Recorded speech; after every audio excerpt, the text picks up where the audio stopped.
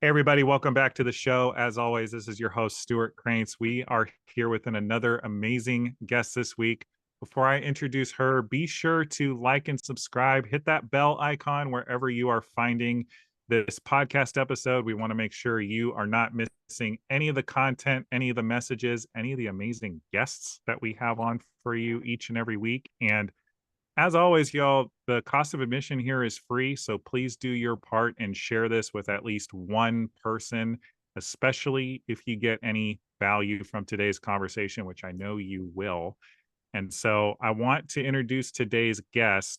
She is somebody that we've actually had on the show before, way back on episode number 9. So definitely go back and check that conversation out. It was definitely a good one when it dropped a little over a year ago, but I'm honestly couldn't think of anyone better to have back on the show again. She's a dear friend of mine. She's a mentor. And real talk, y'all, I would not be the person I am today if it were not in part for her. So I wanted to welcome my coach, Val Cap, back on the show. Val, how are you today? Oh my gosh, that's the best intro ever. Hey Stu, I'm so good. I'm so excited to be here with you again and see what happens. Let's see what comes out today. Yeah, no, absolutely. Absolutely. So I feel like, we've kind of been in a conversation just as business owners, as people growing businesses, just the concept of relationships and why they matter, and Mhm. also really just how to operate in a world that's so me first. Like we hear about all the time, people being servant leaders, leading from a place of service, but social media is actually a lot about getting, and me, and I'm not an entrepreneur unless I can post a photo in front of a Bugatti, in front of a crazy vista that you don't have access to for some reason. So love to just kick this off. Like, what is the role of reciprocity in a business, and what does it actually mean to be a servant in one's business? Oh, okay. You're hitting me. You're hitting me with a good one today, Stu. So let's just like preface this. Can we please preface the little bit of the Hmm. conversation that we had before we hit record? Is so when Stu said, Val, can you come back on? I said, of course, like I'd love to. And I can talk about a lot of stuff in business and life. I am a business coach and I work with entrepreneurs and help them build their business, which is, well, first Stu and I were friends, but that's also we've worked together.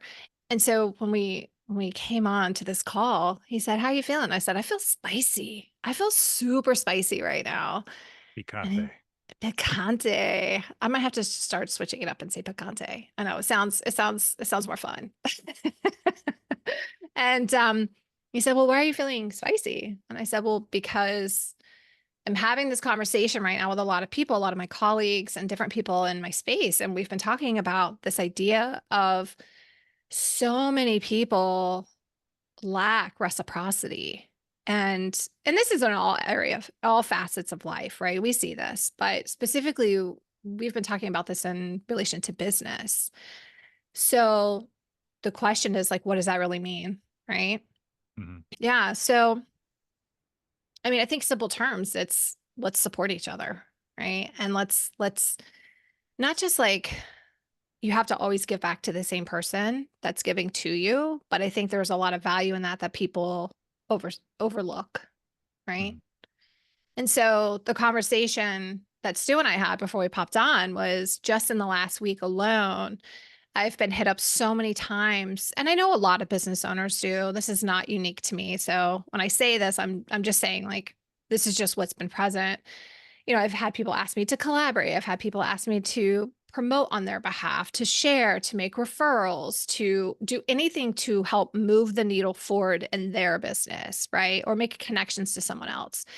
And I inherently love doing that, actually. It's a part of who I am. And my network is pretty robust, I think, because I build these relationships and I'm constantly moving people around and connecting people and making introductions. And I love doing that. But what's interesting, and I noticed over the last week, and this isn't just the last week, this is ongoing, and this is where I get kind of soapboxy, is not one of those people, not one, had turned the question around and said, "Hey, what are you working on?" Or, "Hey, who do you need to get connected with? Or, hey, how can I support you on something you're up to right now? Not Uh, one, right? yeah. Yeah. Obviously, that leaves us with that ick feeling, that kind of one-sidedness, and I know a lot of us have that giver's mentality. We wanna give, we wanna continue to support people we care about, but is there a point where it is just too much, where it actually becomes one-sided? Yeah. I think so. I think absolutely. I think if when people are asking for things from you, right? And again, this isn't all areas, but we're just talking about in business.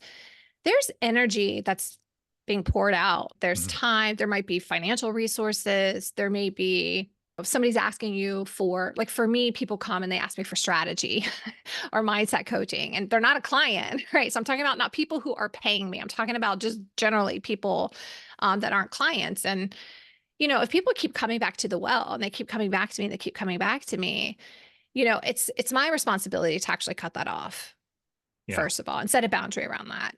But it's still fascinating to me where it's almost like this expectation that if I did it once, I'm going to do it again, which mm, is and again, sometimes I'm totally fine with that. But when I notice that that person because I'm keen to it now. When that person doesn't actually reciprocate, and I don't mean every single time, I just mean in general, it starts to not feel good actually. It actually feels like I'm being, quite frankly, used, mm, and it doesn't feel that they actually care about me as a human being and they care more about what I can do for them than just who I am.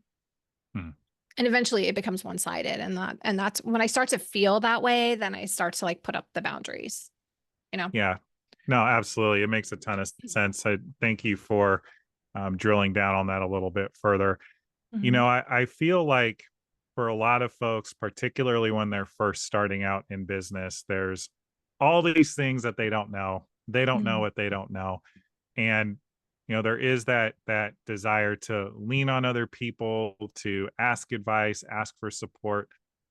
So I know we're talking about kind of that symmetry or asymmetry in terms of the energy going from one side to the other in that relationship, but how can somebody check in with themselves to first be like, "Hey, am I should I actually be leaning on Val for this, or should I be going to so and so for this? Do Mhm. I actually have anything to offer them in return?" Yeah. Oh man, so many things that someone could be doing. Yeah. Well, first of all, okay. So this was presence to me a couple of years ago. I was having this conversation with someone, and they had said to me, I was actually talking about this topic, and they had said to me, I think the person doesn't feel like they actually can provide value to you. Like it can't be reciprocated. Like they have nothing to offer you. And I Yeah, was like, oh, well, that's a worthiness conversation. Right? Because sure. first of all, we all have something to give to other people, right? Even Mhm, people that we think are further along in our journey, further along in a journey than we are. So if you're asking about how can someone check in with themselves, I first want to say, like, if you're the type of person you're sitting there and you're like, oh gosh, am I doing this? Or I don't even know how I could support them. I don't even know what I could do to give back. Well, I mean, really think about that. It could be engaging with their content. It could be sharing if they have a book or a podcast like you do, right? Like you're out mhm, week after week creating amazing content for people who, your audience and spending countless hours, not just recording, but finding amazing guests and prepping for things and then editing and then uploading, right? It's hours that you put into this, even with a well thought out system, right? mhm, And so when people are in the consuming space, right? Whether it's directly they know somebody or it's somebody that they're listening to. I mean, those are simple things. Share, comment, right? Purchase a book. um, say, hey, like, what are you working on? How can I support you? That's simple. There's always stuff that we're looking to receive support with in one way or another, right? mhm. So I think that's the first question is, if you're sitting on the spot and you're like, well, if I don't know if I actually have something of value, you do. And if you're not sure, just ask, right? But Yeah, I think another thing is always like whenever we're approaching someone for something, there should always be what can I support you with? What are you working on? I kind of just said that, but even if you're in conversation with someone, it's really easy.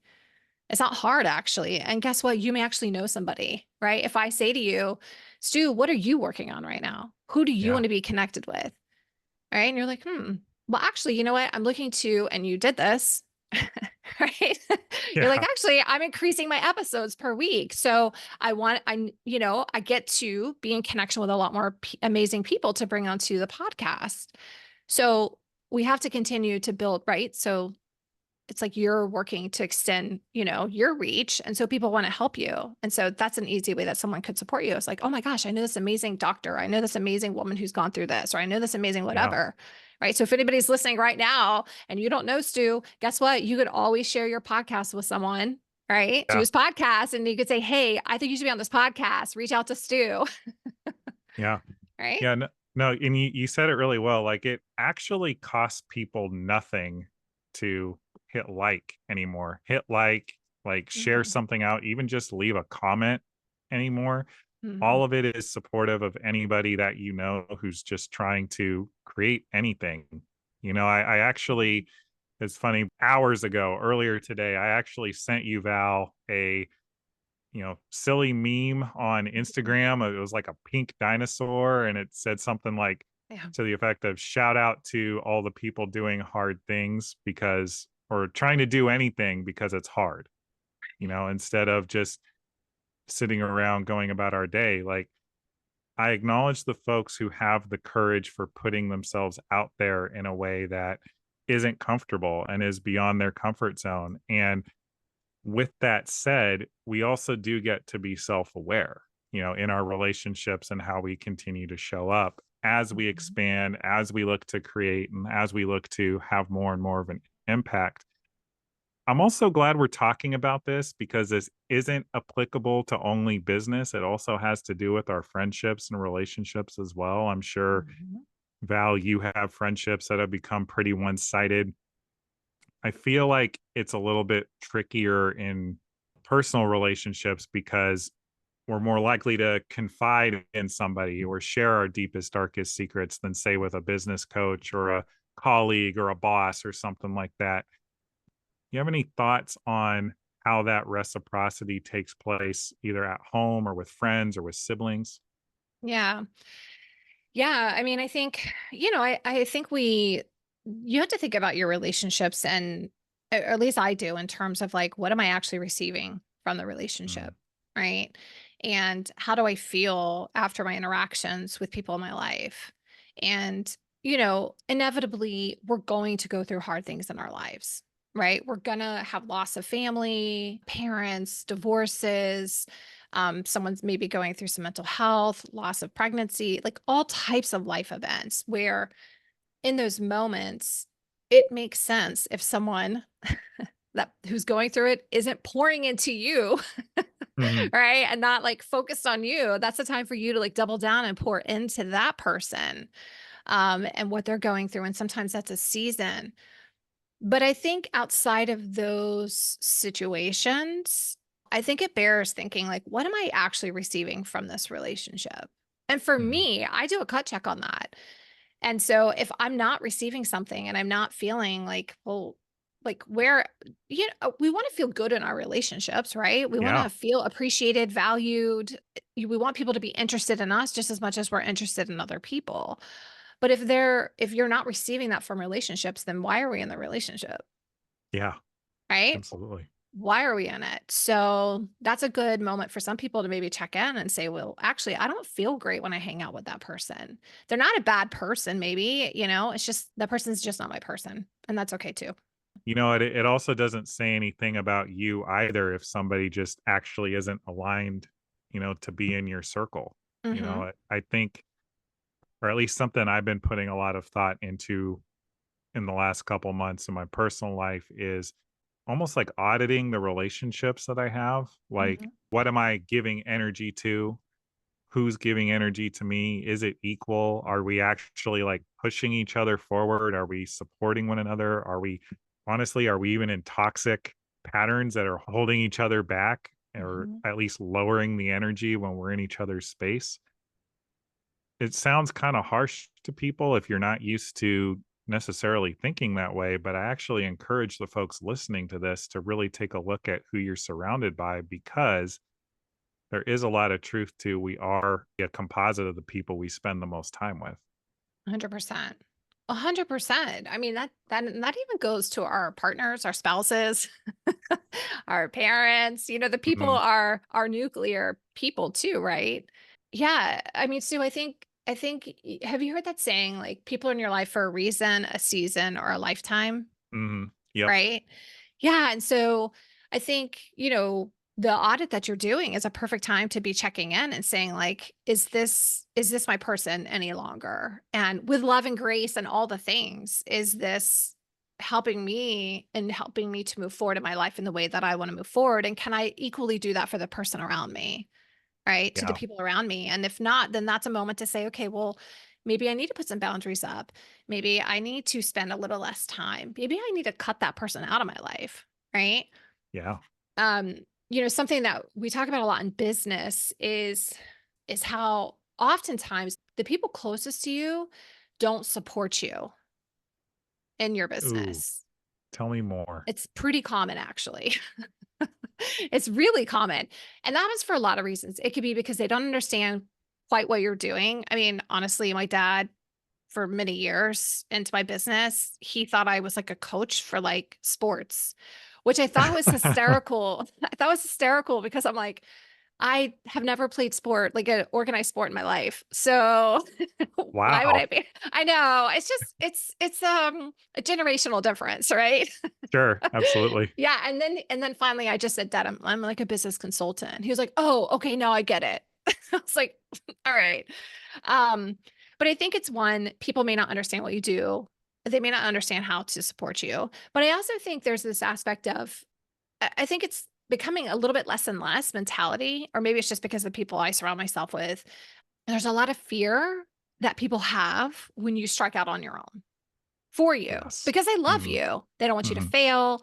They don't want you to go broke and die on the streets, right? Like worst Yep, case scenario. yep. There's also the fear of, well, what happens if they become really successful? What happens Yeah. if my partner becomes really successful? Will they leave me? Will I be left behind? How will this affect our family dynamics? Who's going to take care of the kids? Right? Who's going to be Mm, the one doing this? How will this upset the balance of what we have in our life already? And yeah, so I think oftentimes people want to support you, but I think there's fears that come up for them. And then that gets projected on you as the business owner or someone who's up to a big game. And so in business specifically, we speak into this a lot. As you well know, I co-lead a mastermind for female entrepreneurs with our good friend Jenna Lear. And part of the reason that we have a group dynamic is because we need to be in community when we're working towards a goal of people who are also working towards the same thing, right? So it's just like if you're training for a marathon, you being part of a running club could really support you, right? Except yeah, for you, Stu. I think you go out on your own. You're like disciplined enough. yeah, I'm weird, I like to run solo. Right. Yeah, I saw that. I saw that smile on your face. So, but not everybody works that way, right? Or when you're challenged with something, or you don't know how to do something, or you feel isolated because you're not in community, you're not, it's just harder. Right. So, I talk about business law, obviously, because this is what I do. But when we're talking about in the space of business owners, if you are starting a business or you're trying to, scale your business and you're trying to do it by yourself, who do you look around you to say, I need support or I need someone to understand what it's like and what I'm going through? Your partner, your spouse, your mom, your sister, they may not know that if they've never walked that walk, they won't understand what you're going through. Yeah. No, absolutely. I mean, I actually feel like I've know a couple of couples actually who have unfortunately split over the last year, and it's for a lot of the reasons you just illustrated. It's one of them is choosing to pursue something bigger than what they have previously ever done, and it upset the status quo, and I think it's the fear of the unknown, like the fear of the unknown and how it directly affects the partner and the family and Mhm. the home dynamic and all those things that again, you said it. It's all coming from a place of wanting to love you and care about you and support you and keep you safe, which, as you all know, listeners, this is all part of your ego trying to keep you Mhm. small and safe. And again, not caring at all about your happiness or potential or things of that nature. But it really began to wear on their relationships because of this I guess one of the 2 people choosing to move outside of the box of what was considered normal in their day to day.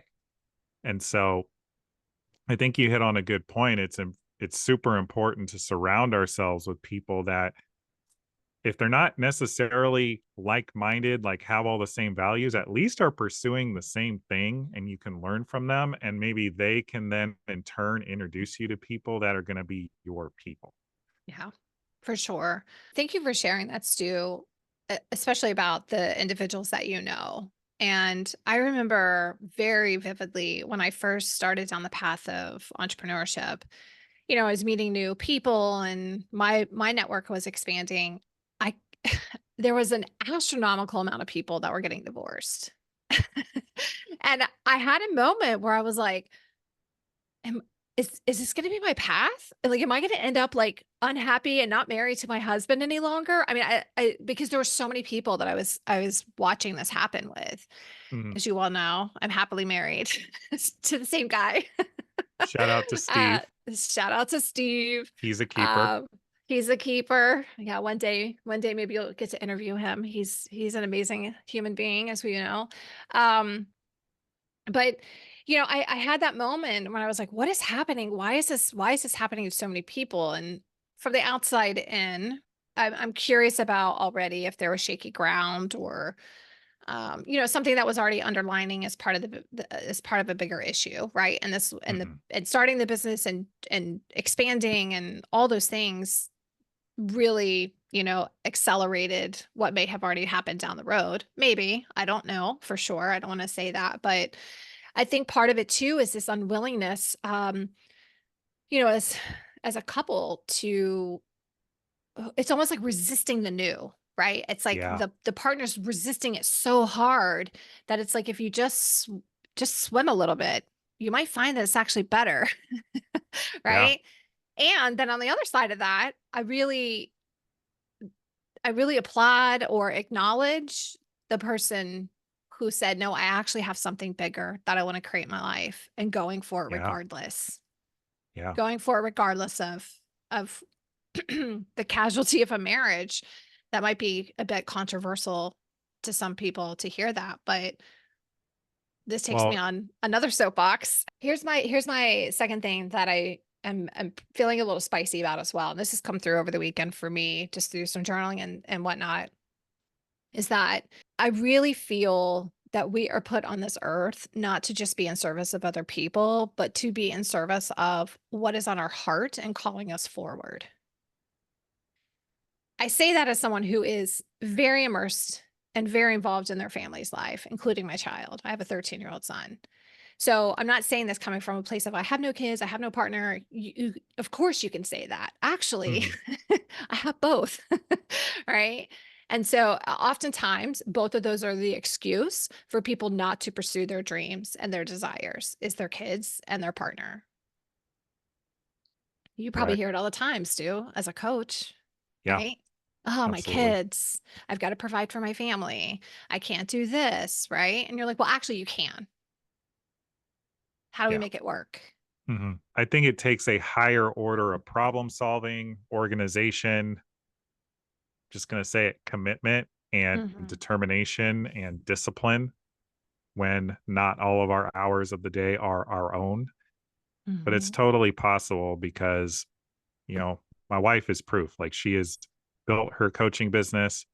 We have our son Tucker. He is mhm, wonderful. And also, he has a very busy schedule, y'all, with travel soccer and all of his social engagements. We mhm, are always, always figuring things out around his schedule. And, straight up, I can't tell you how many podcast episodes I've recorded at really weird hours just to make it work around his soccer games or practice. I had mhm, a interview a couple of episodes ago.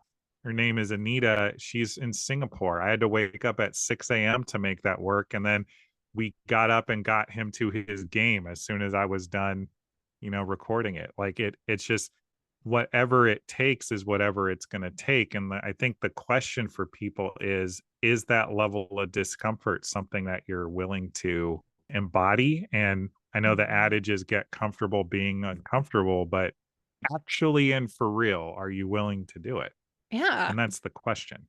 Yeah, I think that's a great question to ask yourself. And, you know, I mean, Stu, as a dad and a partner, and running a business and all the other commitments and things that you have on your plate, and still making time for yourself, right?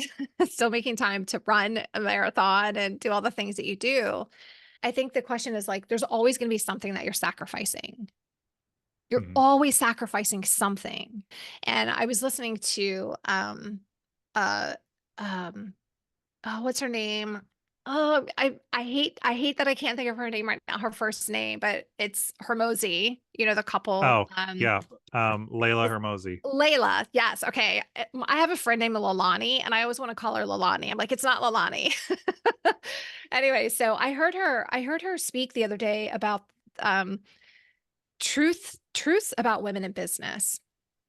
And I was like, "Oh, well, I gotta hear this, right? I want to listen in on Mhm. this." And I mean, it was powerful. So just shout out to her in this interview. But what she had said was she was talking to a woman in the audience one day who asked or said to her, I run a really successful business, and I'm a mom, and I'm really engaged with my kids, and I feel like I'm failing one or the other at any given point. And do you have advice? And she's like, well, in the macro, right? Or the micro, it can feel like you're failing something, right? Because you're always giving your attention to something, like it's either your business or it's your kids or it's something else, right? But in the macro, if you look over a span of time, you're probably crushing it. Yeah, Right? You've got a great relationship with your kids, you're engaged with your kids, your business is thriving. And so it's like releasing this idea of like, I have to be able to do it all. sure. Right? And to get Mhm. uncomfortable or to say like, "Okay, I'm getting up at 6 a.m. because this is important to me." Thanks, Stu, for doing that because you bring amazing episodes to your listeners. So again, back to Thank how you, much Val. time it yeah, well, especially back to how much time and energy you pour into this podcast. But yeah, I think we have to take a look at that. And it's like, would you rather, for me, I look at it as like this. When I get to the end of my days, do I want to know that I gave it my all in a way that feels good and true and aligned for me? Or would I rather sit back and allow everything else to happen around me? Yeah, oh, there's so many things I wanna say in response to that. I think what feels true for me, though, that I wanna make sure to say in response, but also for the listeners, I saw this on a LinkedIn post today. I spent a ton of time on LinkedIn networking with people, primarily to get them on this show, like, just to call a spade a spade.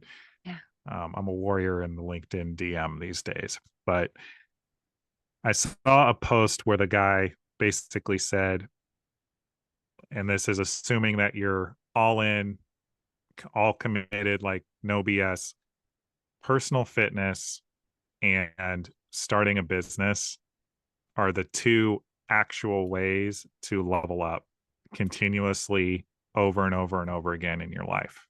Mhm. And, we can sign up for courses, we can read books, we can listen to every podcast.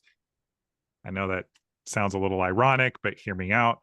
Like, we can look up to these gurus or whoever, whatever influencer we like, but at the end of the day, it's us actually putting ourselves in the ring and like Mhm. fighting the battles each and every day that's required of us to make the things happen that we say are important.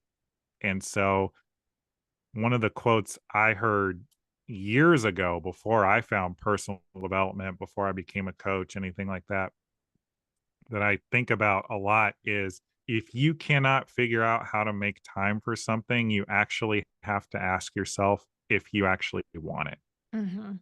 And I can tell you from personal experience, watching you do it, watching my wife do it, watching Mhm. countless other entrepreneurs I know who are actually doing something with kids, with spouses, that it is possible if you want it, but you have to really want it and you get to choose it over and over again, sometimes moment by moment.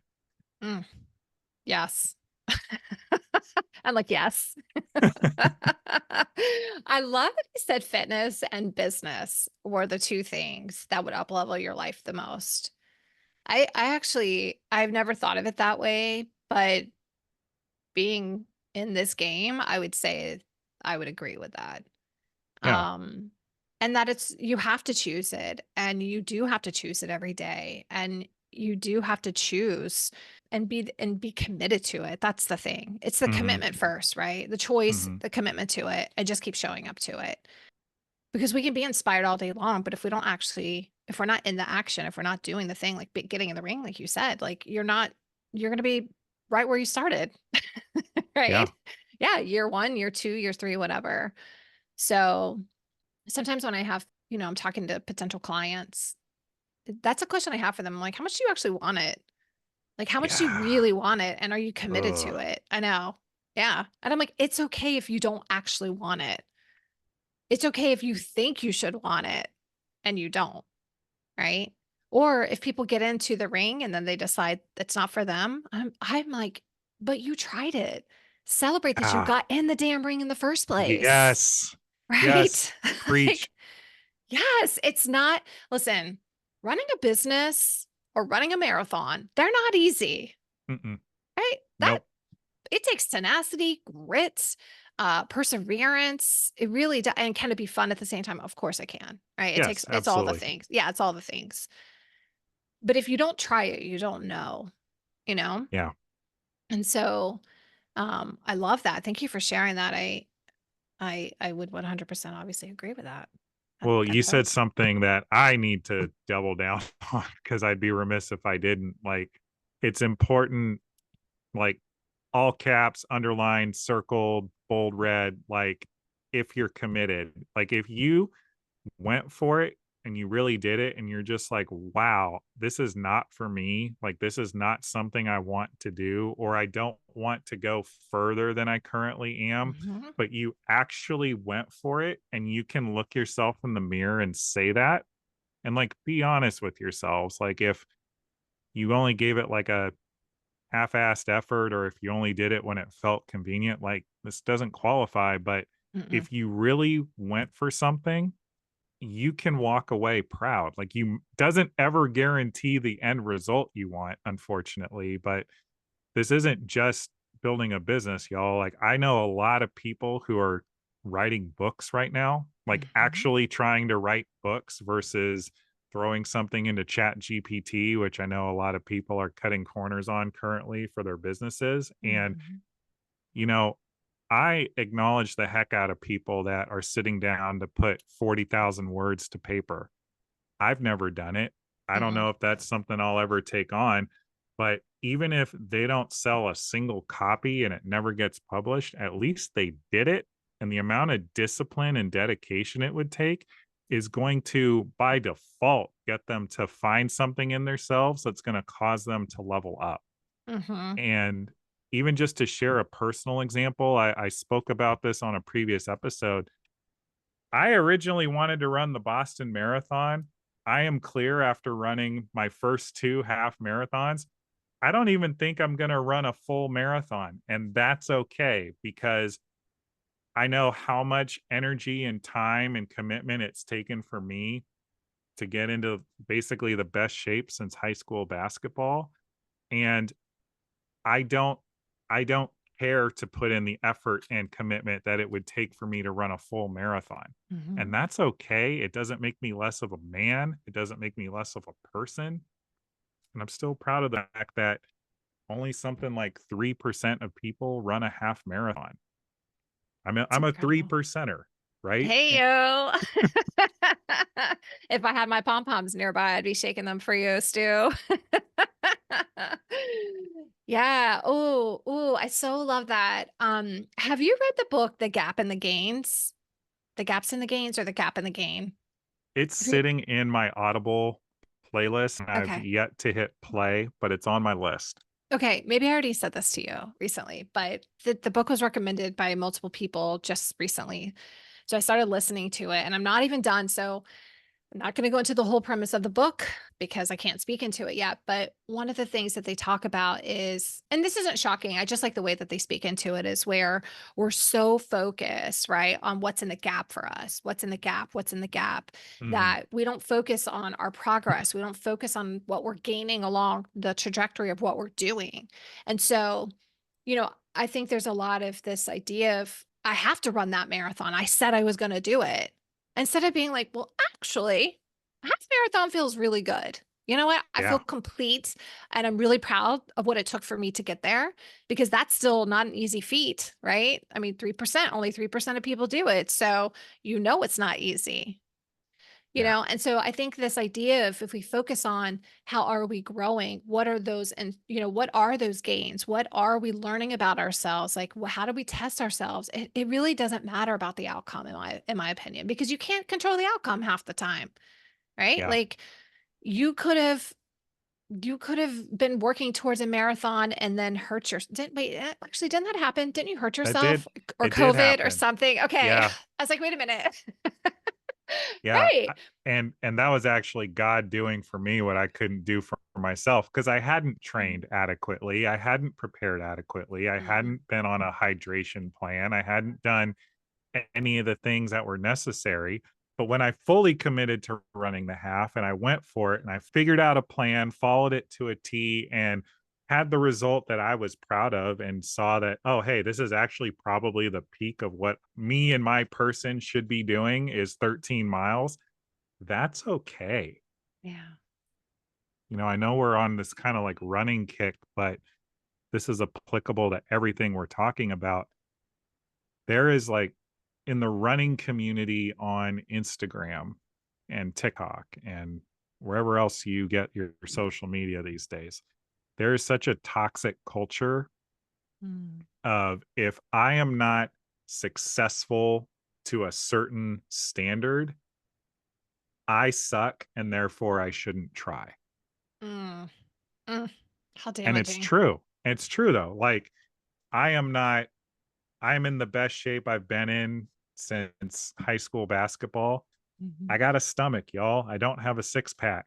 I am not jacked. I am not buff. I am not, tanned and toned, but I'm healthy. I feel great in my body. Mm. I can survive a blindsided tackle from Tucker, my almost 10-year-old. Like those are the Yeah. things I want, and that's okay. And so I'm challenging anybody hearing this, like, it goes back to focusing on the gap. Like, I think so many folks don't even start or they judge the crap out of what they have created because it doesn't look like, influencer X, Y, or Z with 20 million Mhm. followers. Yes. Yes.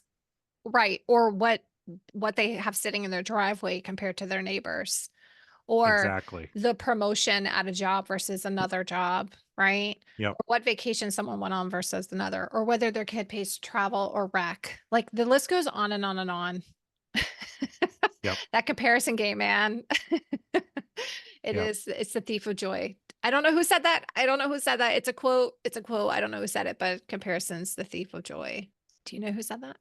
I wish I did. I feel like I saw that probably on social media as much as I'm railing against social media. It's where I do spend a lot of time these days. Yeah.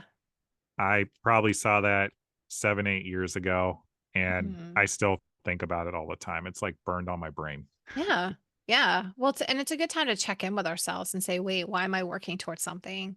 Is this actually what I want? You know? And Stu, I got a couple years on you, maybe a decade or so. So I don't know if it was quite the same messaging that you heard growing up, which is, you to be happy, you check the boxes. Right. I actually think you and Shazia, who you just had on your podcast the other day, Shazia mom, she's amazing and a friend of mine. Shout out Shazia. I think you guys were talking about this, which is, check the box. Check the box and you're going to be happy, right? Like, get the career, get the degree, get the Mhm. house, the partner, the dog, the kids, the whatever. And then you wake up one day and you're like, what the hell? Why Who am I am not I? who am I? Why am I not fulfilled, right? I think, you know, we have to give ourselves permission to say, actually, this isn't for me, Yeah. right? This career path isn't for me. Mhm. This where I'm living isn't for me. How I'm living isn't for me.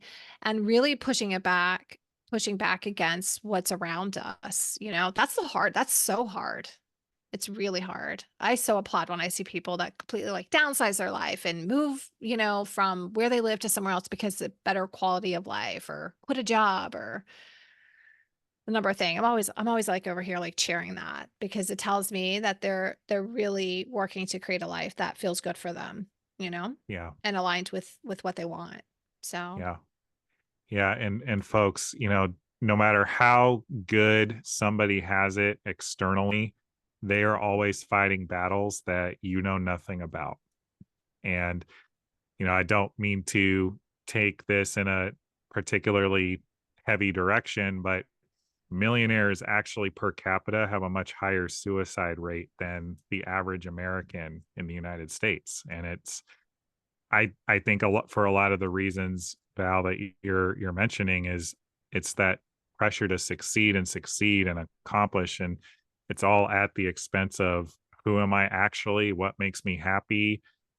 Am I surrounded by people that I actually want to be surrounded by that nourish and love me and that I'm able to reciprocate and do the same for them? yeah, for sure. It's a disconnection from self and others too, right? I think that's really what it boils down to. Often, not every time, of course, but I think for the vast majority of us, it's just disconnected to who we are, what we want, for sure. Absolutely. Oh my gosh, we've been all over the place today in this I know, conversation. but I think it was a good one and I'm okay with it. So, I I do want to circle back though to something. So Mhm, we kicked off this conversation talking about how like what works and doesn't work in relationships and reciprocity and giving energy. What is something that you want to leave the listeners with listening to this in their relationships, how they can increase the I guess connection and value in the mhm. relationships in their lives? Mm. Yeah, it's a great question, Stu.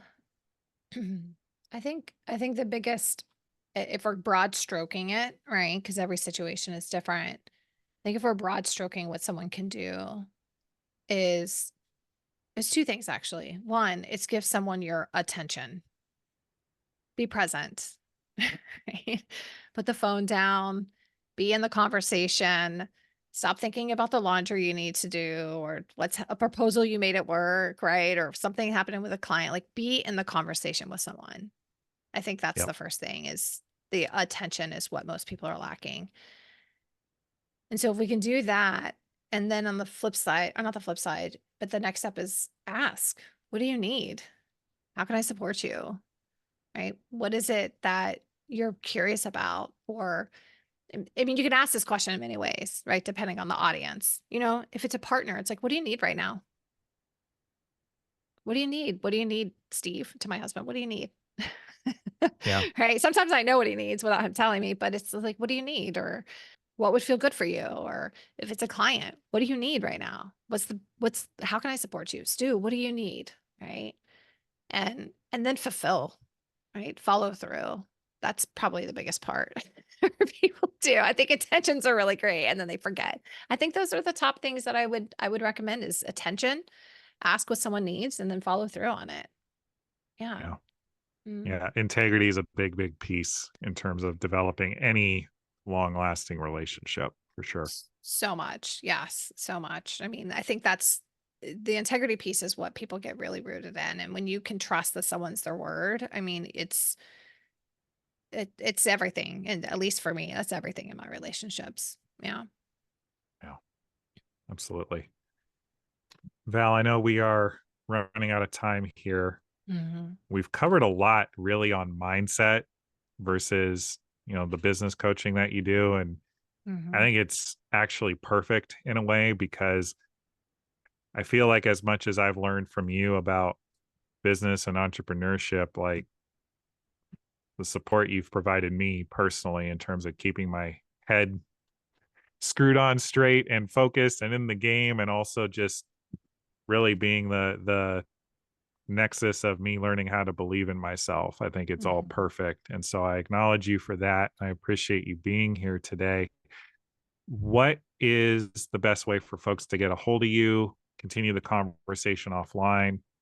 Sure, sure. Yeah. So I spend my time predominantly on Instagram and Facebook for our social platforms. So if it's Instagram, Nurturing Collective, that's the name of my business. On Facebook, I'm just Valerie Cap. And you can also find me on my website, which is thenurturingcollective.com. So those are the three best ways to connect in with me. Whether it's business, mindset, need a resource, whatever it is. Absolutely. And Yeah. folks, as always, we will be sure to have all of Val's contact info made readily available in the description, in the show notes. And y'all continue this conversation with her offline, especially if she is somebody that you can learn more from. And I know you can. You know, she's been a tremendous mentor to me over the years. And that's why I wanted to have her back again on the show. Val, I know you probably know this is coming, but just for giggles, what are you acknowledging yourself for today? Hmm. What am I acknowledging myself for today? I think what I'd like to acknowledge myself for today is really giving myself the permission to play and be in curiosity, first of all, with you in this conversation. That's not a huge stretch, but it's also something that I have to stretch into because I always like to be focused and know what I'm doing and create the value and, show up a certain way. And so I actually want to acknowledge myself for just being in the play of this and seeing where we go. So thank you, Stu, for giving me the opportunity to do that. Yeah, Yeah. absolutely. I mean, I felt like it was an amazing free flowing conversation between Mhm. friends, and I know the listeners are going to get a lot out of this as well. So, thank you for honoring us today with your time and for being here and for trusting. Yeah. So, Well, thank you, Stu, for having me. It means a lot. And thank you for all that you do on this podcast and for your clients and obviously being a dear friend of mine. absolutely. Folks, this has been another episode of Your Inside Track to Success. Again, we will be back next week with another amazing guest or message. We will see you then.